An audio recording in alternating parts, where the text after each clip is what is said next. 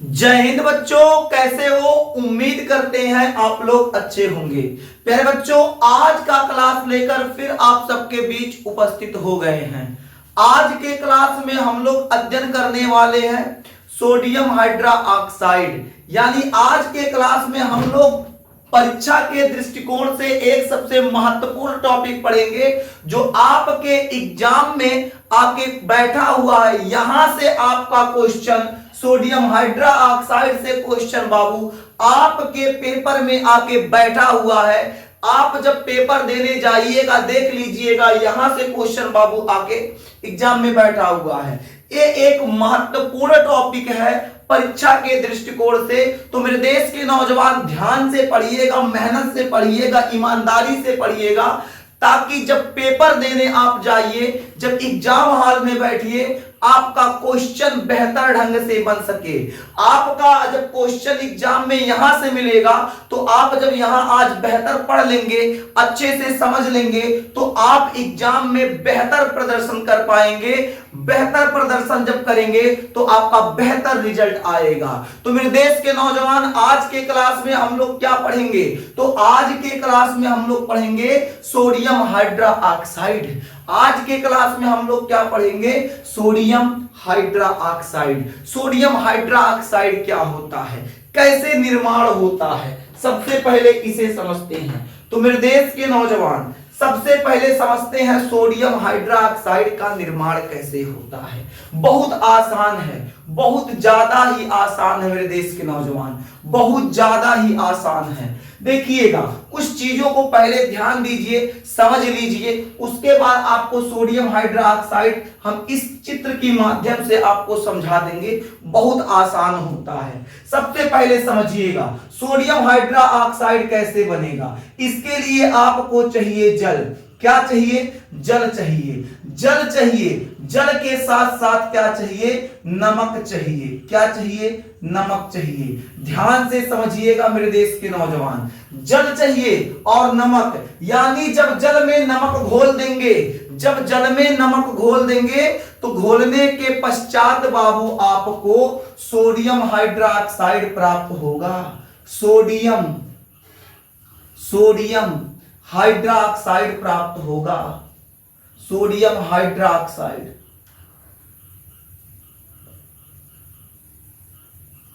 Sodium hydra oxide प्राप्त होगा। इसके अलावा बाबू नीचे लिख देते हैं, इसके अलावा हाइड्रोजन गैस और क्लोरीन गैस भी प्राप्त होगा। हाइड्रोजन गैस और क्लोरीन गैस भी प्राप्त होगा। तो मेरे देश के नौजवान याद रखिएगा, जब जल में आप नमक घोल देंगे, जब जल में आप नमक घोलेंगे तो नमक घोलने के उपरांत आपको सोडियम हाइड्रोक्साइड प्राप्त होगा।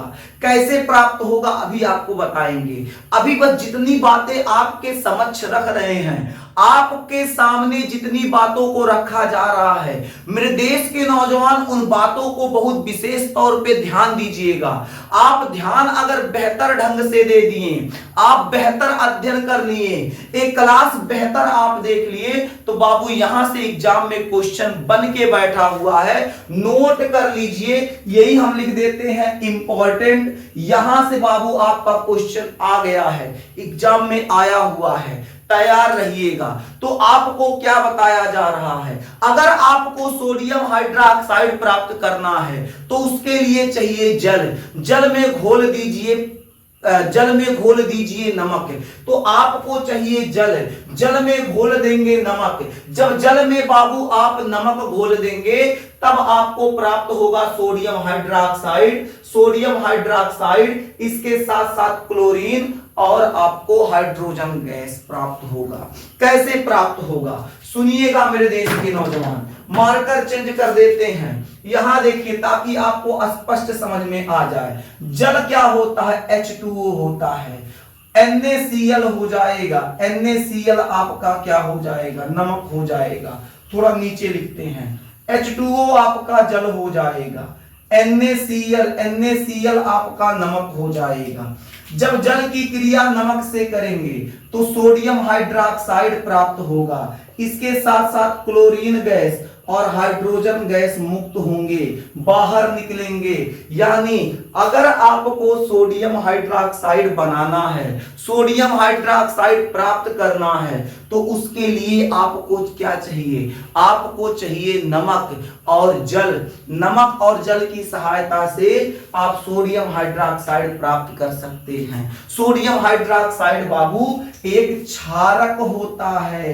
क्या होता है? एक क्षारक होता है। जल आपका उदासीन, NaCl बाबू आपका लवण हो जाएगा।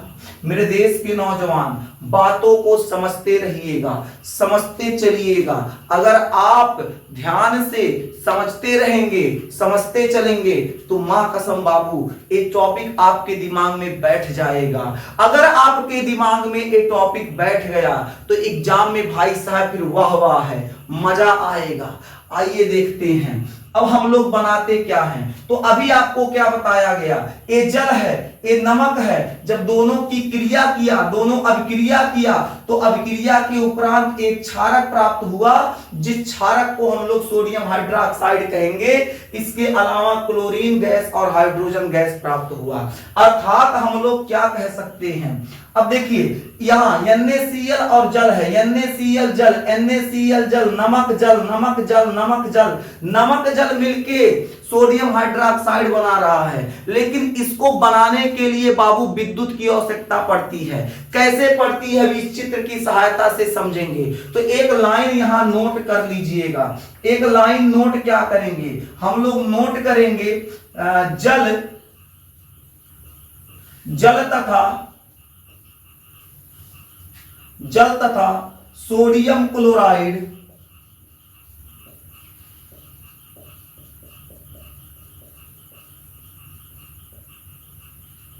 जल तथा सोडियम क्लोराइड की क्रिया द्वारा,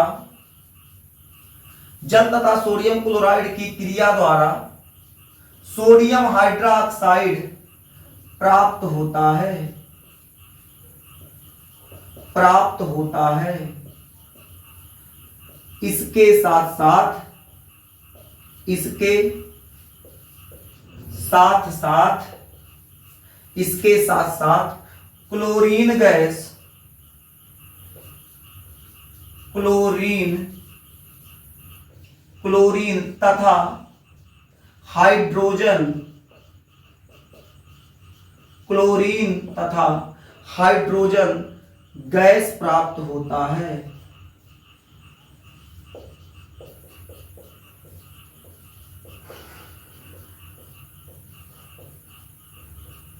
क्लोरीन तथा हाइड्रोजन गैस प्राप्त होता है। क्या लिखा गया है? जल तथा सोडियम क्लोराइड की क्रिया द्वारा सोडियम हाइड्रोक्साइड प्राप्त होता है। इसके साथ साथ क्लोरीन तथा हाइड्रोजन गैस प्राप्त होता है। मेरे देश के नौजवान, ए था जल, ए है जल, ए NaCl, सोडियम क्लोराइड, ये दोनों जब क्रिया किया तो क्रिया के उपरांत सोडियम हाइड्रोक्साइड दिया। इसके साथ साथ क्लोरीन और हाइड्रोजन गैस भी प्राप्त हो रहा है। अब कहेंगे सर इतना बात समझ में आ गया, सोडियम क्लोराइड कैसे प्राप्त हो रहा है? सर जी ए क्या है? ए क्या है जो आप चित्र यहां बना के रखे हैं? सोडियम क्लोराइड बाबू कुछ इस प्रकार के बीकर की सहायता से ही प्राप्त होता है। कैसे प्राप्त होगा आइए आपको समझा देते हैं। मेरे देश के नौजवान, इस प्रकार की एक संरचना होती है, इस प्रकार का एक बीकर होता है।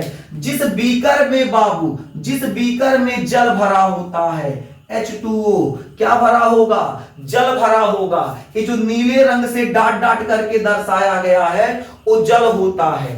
तो इसमें बाबू जल भरा होगा। इसके साथ साथ ये देखिए काले रंग से ऐसे कुछ पत्तियां लगी हुई हैं। ये देखो एक पत्ती यहां लगा हुआ है, एक पत्ती यहां लगा हुआ है। ये जो पत्ती है या प्लेट है, इसे प्लेट कह लीजिए या पत्ती कह लीजिए। इस प्लेट या पत्ती को हम लोग इलेक्ट्रोड कहते हैं। क्या कहते हैं मेरे देश के नौजवान? इलेक्ट्रोड कहते हैं। तो ये जो पत्ती है, इस पत्ती को हम लोग एनोड कहेंगे। क्या कहेंगे? एनोड कहेंगे। जो एनोड होता है वो प्लस आयन देता है।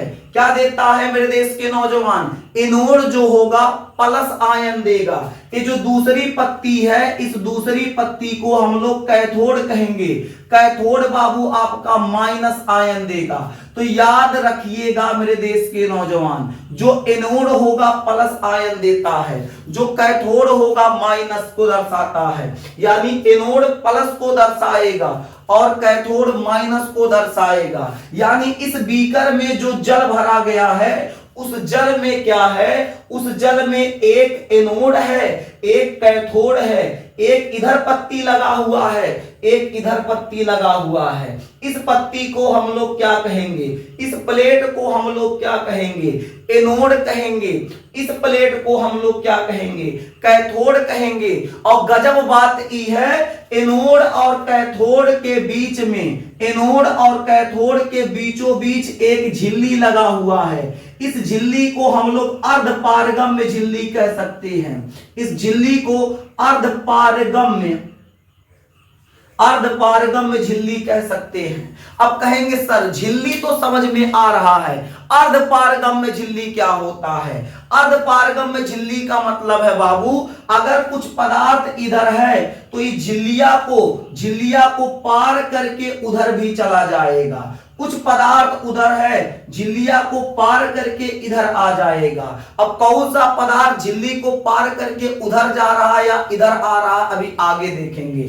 यानी ये जो झिल्ली लगा हुआ है अर्धपारगम्य है। अर्धपारगम्य का मतलब क्या होगा? कुछ जो पदार्थ इधर है, ये पदार्थ उधर जा सकता है, कुछ पदार्थ इसमें से इधर आ जा सकता है। यानी आने जाने का क्या करेगा? कुछ पदार्थों के लिए रास्ता प्रदान करेगा। इधर से उधर, उधर से इधर, इधर से उधर, उधर से इधर, नाचते रहेगा इधर उधर। बात समझ में आ गया? तो इस प्रकार के बीकर में सबसे पहले जल भरा गया, उसमें दो पत्तियां लगाई गई। एक पत्तियों को एनोड कहा गया, दूसरी पत्ती को कैथोड कहा गया। एनोड और कैथोड के बीच में एक झिल्ली लगा हुआ है। एनोड और कैथोड के बीच में एक झिल्ली लगा हुआ है, जो क्या कर रहा है? एनोड को अलग कर रहा है, कैथोड को अलग कर रहा है। अब देखिए एनोड, देखिए ए है आपका एनोड, ए है आपका कैथोड। एनोड आपका प्लस है, कैथोड आपका माइनस है। तो एनोड और कैथोड को एक बैटरी से जोड़ दिया गया है। ए क्या है बाबू? ए है बैटरी, एक बैटरी से जोड़ दिया गया है। अब बैटरी से क्यों जोड़ा गया है इसको भी बता देते हैं मेरे देश के नौजवान। उससे पहले एक चीज समझिएगा, यहां एक गैप लगाया गया है, एक रास्ता दिया गया है। देखिए इधर से तीर बना दिया गया, मतलब इस गैप के रास्ते से, इस होल के रास्ते से या इस छिद्र के रास्ते से मेरे देश के नौजवान NaCl डाला जाएगा। ऐसे NaCl यही ओर से डाल दिया जाएगा अंदर। कहेंगे NaCl सर मुट्ठा में लेके सब फेंक देंगे? ना ना ना ना ना मुन्ना ना, मुट्ठा में लेके फेंकेंगे नहीं। NaCl का क्या डाला जाएगा? घोल डाला जाएगा। क्या डाला जाएगा? NaCl का घोल डाला जाएगा। इसी रास्ता से NaCl का घोल डाल देंगे और जब उसके पश्चात जब आपका NaOH बन जाएगा तो इसी रास्ते से निकलेगा। अब कैसे निकलेगा अभी समझाते हैं मेरे देश के नौजवान। अभी आपको बताएं, जल के साथ जब NaCl क्रिया करेगा तब जाके NaOH बनेगा। ये चीजें यहां समझाने वाले हैं। ए है अंदर जल, ए है NaCl। NaCl बाबू जब अंदर आएगा, NaCl जब अंदर आएगा मेरे देश के नौजवान, NaCl जब अंदर आएगा तो अंदर आने के पश्चात एनोड और कैथोड को एक बैटरी से जोड़ दिया गया। एनोड और कैथोड को एक बैटरी से संयुक्त कर दिया गया।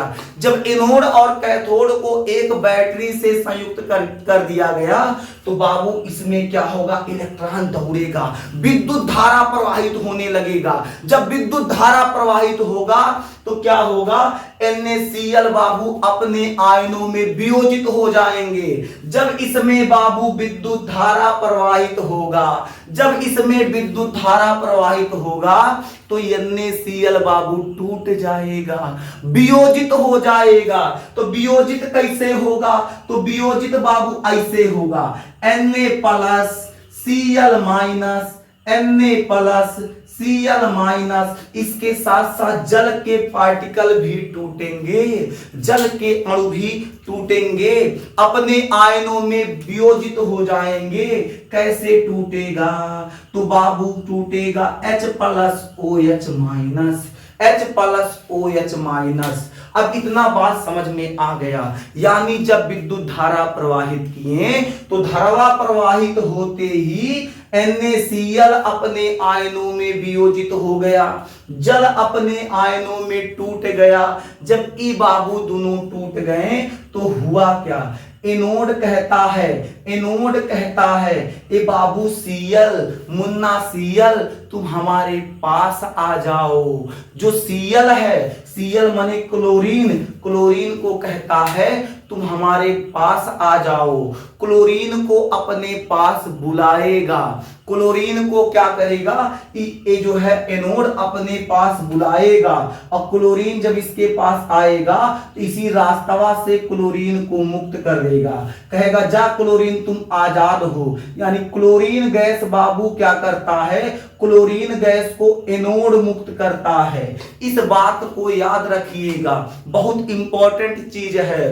अगर आपसे पूछ लिया जाए क्लोरीन गैस को कौन मुक्त करता है, क्लोरीन को कौन मुक्त करेगा, तो आप कहिएगा एनोड मुक्त करेगा। अच्छा, एक अर्धपारगम्य झिल्ली लगा है, इसमें से Na भी कूद फान के इधर आ जाएगा, Cl भी इधर आएगा, फिर इधर से इधर भी जाएगा, दौड़ेगा हर बार। अर्धपारगम्य झिल्ली का काम यह होता है, यहां से यहां, यहां से यहां, यहां से यहां, यहां से यहां, यहां से यहां, यहां से यहां। OH भी दौड़ के, इसे जल है भाई, टूटेगा, यहां आएगा, कुछ उधर जाएगा, ठीक है, दौड़ेगा।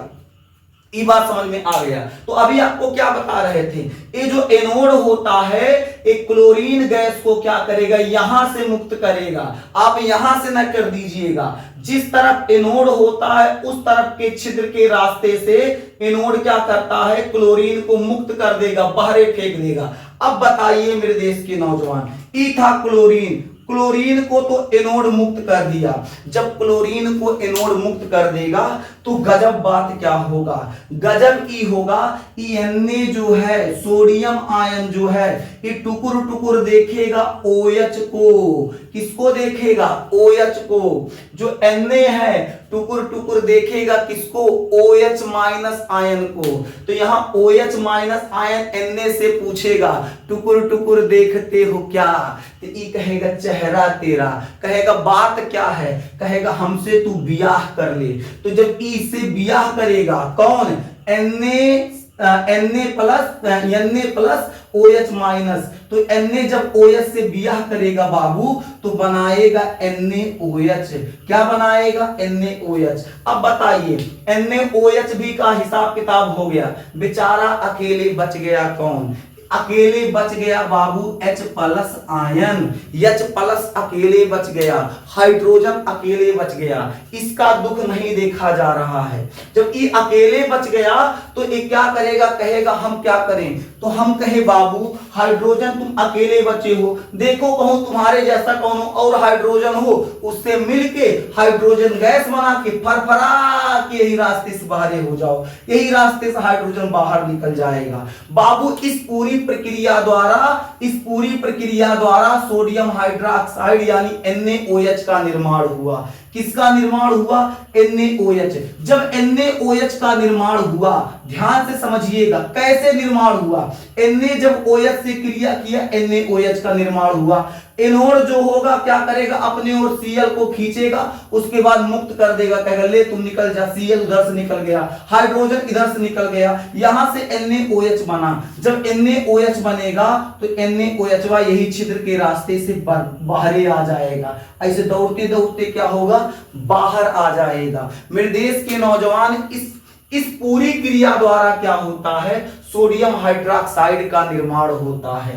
इसे हम देखिए, ये जो हमारा है, ये जब यहां क्या है? ये हमारा NaOH जो है एक क्षार है, ये क्या है, NaOH हमारा क्या है, एक क्षार है, इसलिए इस हम लोग क्या कह सकते हैं, इसे हम लोग क्लोर क्षार भी कह सकते हैं। अभी आगे लिखवाएंगे, फिलहाल अभी इतना बात आप समझ गए क्या? बोलो मेरे देश के नौजवान, अभी इतना बात समझ गए क्या? तो क्या समझाया गया? एक बीकर है, इस बीकर में दो प्लेटें लगी हुई हैं, एक प्लेट को हम लोग एनोड कहेंगे, दूसरे प्लेट को हम लोग कैथोड कहेंगे। एनोड पर क्या होगा, क्लोरीन चिपकेगा, आएगा, खींचेगा, उसके बाद एनोड क्लोरीन को बाहर कर देगा, NaOH को टुकुर टुकुर देखेगा, ये दोनों बियाह करके NaOH बना लेंगे, सोडियम हाइड्रोक्साइड। अकेले H बच गया, H अपने जैसा किसी दूसरे परमाणु के साथ जुड़ के अणु बनाएगा, उसके बाद क्या होगा, सरा के बाहर निकल जाएगा, यहाँ से बाहर निकल जाएगा। ठीक है, अच्छा ये सब टूटा कैसे? तो जब बैटरी द्वारा, यहाँ बैटरी जोड़ दिए तो विद्युत धारा प्रवाहित होने लगा, विद्युत प्रवाहित होने लगा, तो विद्युत प्रवाहित से अपने आयनों में विभक्त हो गया, टूट गया। बाबू इस प्रक्रिया द्वारा NaOH का निर्माण हुआ और NaOH इस रास्ते से बाहर निकल जाएगा, NaOH क्या हो जाएगा, बाहर निकल जाएगा। मेरे देश के नौजवान, NaOH क्षार होता है, इसलिए इसे हम लोग क्लोर क्षार भी कहते हैं। कहां लिख दें, यही लिख दें, इसलिए इसे हम लोग क्या कहते हैं, क्लोर क्षार कहते हैं।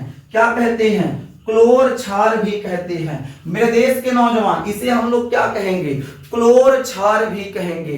उम्मीद करते हैं इतना समझ में आ गया। अब हम लोग कुछ और बात समझते हैं। ये जो NaOH निर्माण हुआ है, इसका उपयोग कहां किया जाता है? ये जो NaOH निर्माण हुआ है, इसका उपयोग कहां किया जाएगा? तो इसका उपयोग बाबू कागज उद्योग में किया जाएगा। ऐसे समझा देते हैं, इसका उपयोग कहां किया जाएगा? तो कागज उद्योग में किया जाएगा। इसके अलावा साबुन निर्माण में किया जाएगा, अपमार्जक के निर्माण में किया जाएगा। देखिए, जब ये पूरी प्रक्रिया द्वारा तीन अहम पदार्थों का निर्माण हुआ, एक तो हुआ क्लोरीन का निर्माण, एक तो हुआ हाइड्रोजन का निर्माण, एक और हो गया NaOH का निर्माण। NaOH का उपयोग करेंगे बाबू साबुन निर्माण में, अपमार्जक निर्माण में, इसके अलावा कागज फैक्ट्री में, कांच का जो उद्योग होगा, कांच की फैक्ट्री में, उस जगह, इन जगहों पर इसका उपयोग किया जाएगा। हाइड्रोजन क्या है? हाइड्रोजन एक गैस है। ये तो बाबू ऐसा गैस है जो कुल जगह काम आ जाता है, कई जगहों पर इनका भी उपयोग होता है। क्लोरीन का भी उपयोग कई जगहों पे होता है, जैसे जल को शुद्धिकरण करने के लिए जो फिल्टर वगैरह का प्लांट होता है, वहां क्लोरीन गैस का प्रयोग करके जल को क्या करते हैं, जल को शुद्ध करते हैं। वहां के जो जीवाणु बैक्टीरिया वगैरह होते हैं, उनको मारने के लिए भी क्लोरीन का उपयोग करते हैं। कई जगहों पर इन सब पदार्थों का उपयोग होता है। यानी इस प्रक्रिया द्वारा तीन अहम पदार्थों का निर्माण हुआ। एक हुआ सोडियम हाइड्रोक्साइड, एक हुआ हाइड्रोजन गैस, एक होता है क्लोरीन गैस। अभी गैस है तो फरफरा के सब बाहर निकल गया। मेरे देश के नौजवान, उम्मीद करते हैं इतना बात समझ में आ गया, इतना बात समझ में आ गया। अब कभी कभी एक और बात पूछता है, ब्राइन सॉल्यूशन क्या होता है? एक चीज कभी आपसे हो सके ध्यान में आ जाए, या ध्यान में नहीं, कभी आपसे पूछ लिया जाए, ब्राइन सॉल्यूशन क्या होता है? Brine solution, brine solution Hindi में इसको क्या कहते हैं? ब्राइन विलयन, ब्राइन विलयन, ब्राइन विलयन, ब्राइन विलयन कहिए, ब्राइन सॉल्यूशन कहिए। नाम कितना खतरनाक है ना, बहुत खतरनाक। ब्राइन सॉल्यूशन, ससुरा कुछ गजबे होता होगा, बहुत कठिन लग रहा है। बाबू कठिन नहीं है।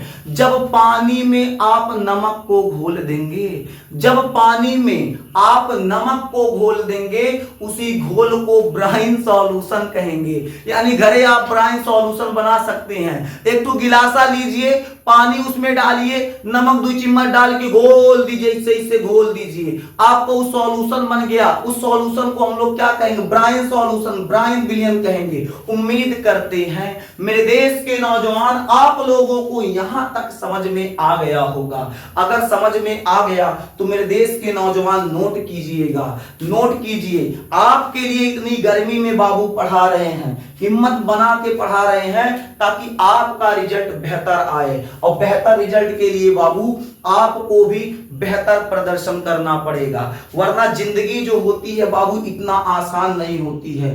कई लोगों से पूछो जिनके यहाँ पैसे की समस्या होती है, आर्थिक तंगी होती है, जिनके पिता की आमदनी एक सीमित होती है, उनके यहाँ बाबू उनके बच्चे शिक्षा कितनी मुश्किल से प्राप्त करते हैं, उनसे जाके पूछिए। आपके यहाँ तो क्या है, सुविधाएं हैं। जिनके यहाँ पैसे की समस्या है, आर्थिक रूप से तंगी है बाबू, बहुत ज्यादा उनको समस्या होता है, उनके बच्चों को काफी ज्यादा संघर्ष करना पड़ता है। आपके पिताजी, आपके परिवार वाले, आपके भैया आपके लिए बेहतर सुविधा दिए हैं। आप ऑफलाइन क्लास में भी पढ़ते हैं, ऑनलाइन भी पढ़ ले रहे हैं। अब आपसे बेहतर, आपसे अच्छी शिक्षा बताइए कौन प्राप्त कर रहा है। आप ऑफलाइन भी पढ़ रहे हैं, ऑनलाइन भी पढ़ रहे हैं, दोनों जगह आप बेहतर शिक्षा पा रहे हैं। बेहतर शिक्षकों के साथ, आपके क्षेत्र के बेहतर शिक्षकों के साथ आप एक अच्छी शिक्षा प्राप्त कर रहे हैं। ये तो आपके लिए बाबू सोने पे सुहागा हो गया। जिंदगी इतनी आसान नहीं होती। किसी शायर ने कहा है, मेरे देश के नौजवान, किसी शायर ने कहा है, ऐ जिंदगी अभी तू कितना सताएगी। बात को समझिएगा। किसी शायर ने कहा है, ऐ जिंदगी अभी तू कितना सताएगी, जो आंसू बचा हुआ है क्या उसे भी बहाएगी। ऐ जिंदगी अभी तू कितना सताएगी, जो आंसू बचा हुआ है क्या उसे भी बहाएगी। अपनों से ज्यादा, गैरों से ज्यादा यहां अपनों ने धोखा दिया है। गैरों से ज्यादा यहां अपनों ने धोखा दिया है। अब जीते जी क्या मौत तू दिखाएगी। बाबू ई होती है जिंदगी। यहां तक नोट कर लीजिए। आज का क्लास बस यहीं तक, फिर मिलेंगे आपसे अगले क्लास में। तब तक के लिए जय हिंद।